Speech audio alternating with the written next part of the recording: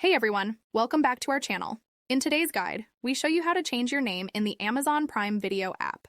This is perfect if you want to update your profile name or personalize it for a better experience. So let's get started. Open Prime Video on your smart device and make sure you are logged into your account. Opening Prime Video on the home page in the lower right corner of the screen, you can see your profile, which you will click on. Then on the next page in the upper left corner of the screen, you will click on your profile. By clicking on your profile, a new page will open where you will go down to the option, Edit Profiles, and click on it, and then select the profile.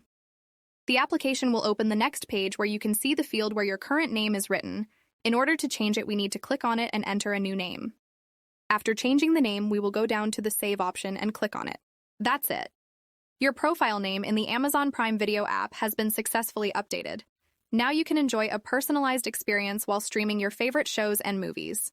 If this video helped you, don't forget to give it a thumbs up and subscribe to our channel for more app tips and tutorials. Thanks for watching and see you in the next video.